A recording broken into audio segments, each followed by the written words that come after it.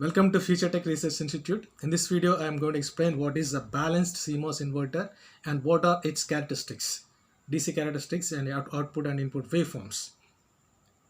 So stay tuned and don't forget to subscribe to this channel for getting more updates on the recent videos, and also don't forget to like the video. Okay, here we go.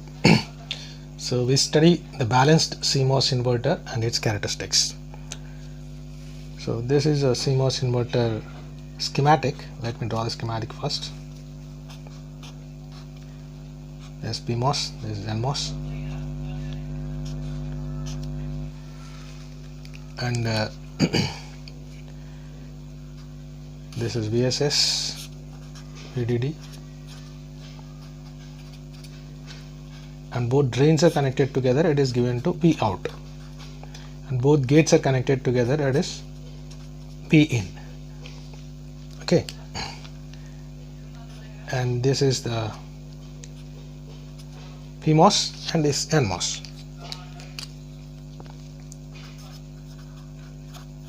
PMOS transistor, NMOS transistor. That is a CMOS inverter, complementary metal oxide semiconductor. So we have both PMOS and NMOS transistors in this. So what is the meaning of balanced inverter, balanced CMOS inverter? So it means that the sizes, the geometry of both PMOS and NMOS transistors are designed in such a way that they will give the same drive current for a given set of VDS and VGS, gate to source voltage and gate to drain voltages. They should give the same current. So first let me write the current equation for a MOS transistor. IDS, drain to source current, is given by mu CMOS W by L VGS minus VT minus VDS upon 2 into VDS. So this is the drain to source current equation,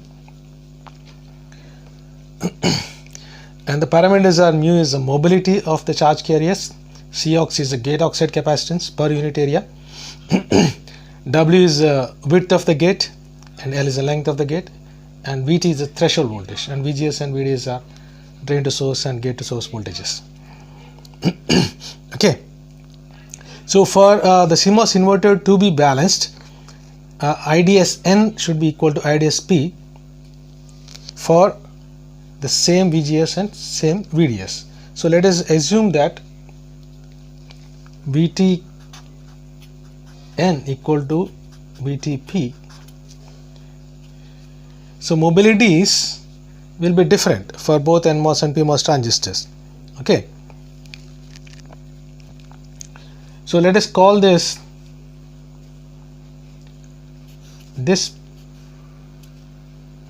parenthesis, the parameter altogether, let us call it as beta. Okay, so this is called the beta is mu CMOS W upon L. I'm calling that as beta. Alright. So the current through PMOS transistor IDS-P should be equal to IDS-N for the inverter to be balanced. So for this to happen, if you assume that VTN equal to VTP, then this is mobilities are different. W by L will be different for PMOS and NMOS. So you have, I'll call it as beta P for PMOS transistor. Beta P should be equal to beta N for the currents to be same through NMOS transistor and PMOS transistor. So beta p should be equal to beta n. This implies that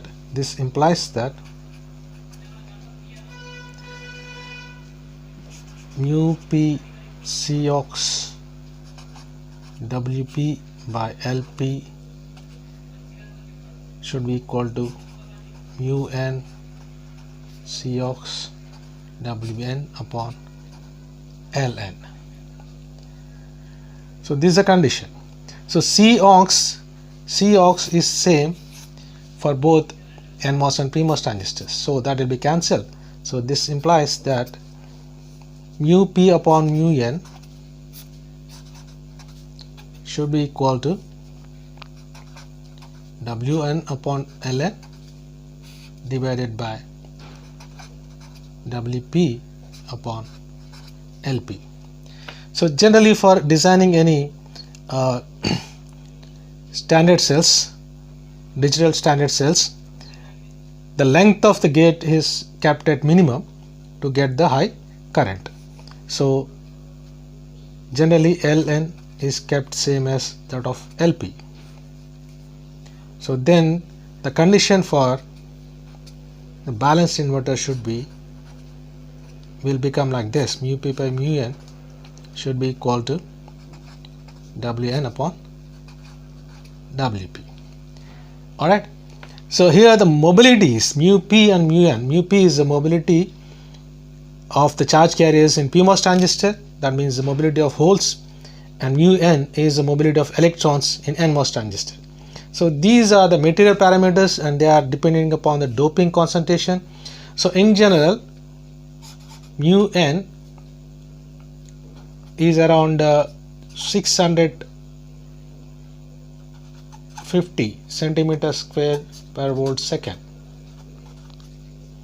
and mu p is around 250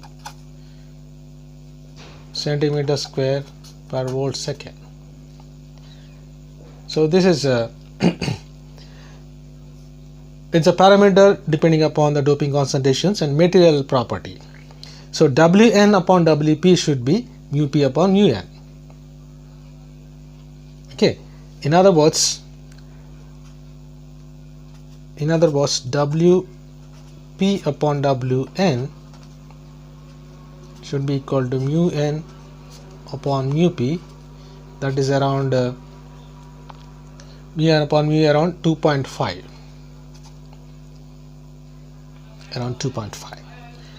So for the inverter to be balanced, this is a condition, and mu n and mu p are material parameters. So what we have in our hands is to decide is the geometry of these PMOS and NMOS transistors. So by making the width of the PMOS transistor around 2.5 times that of the NMOS transistor, we can make sure that the currents through PMOS and NMOS are equal for the given gate to source and gate to drain voltages. That makes the inverter balanced. So what are the characteristics of a balanced inverter? So let us see the characteristics of a balanced inverter. So that means, this has to be 2.5 times. Geometry is there in our hands, so we can play with the geometry.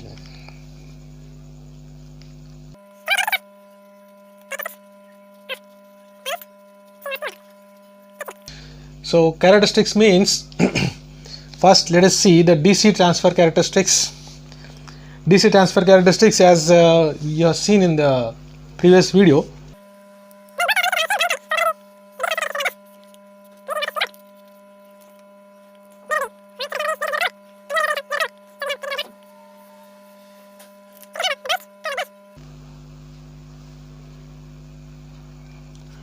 So the transition is happening at VDD upon 2. This is VDD 0, this VDD.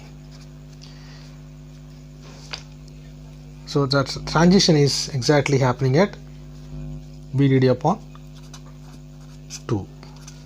So that is a balanced CMOS inverter transfer characteristics, DC transfer characteristics. Now if you see the timing diagrams of input and output, when you apply an input waveform,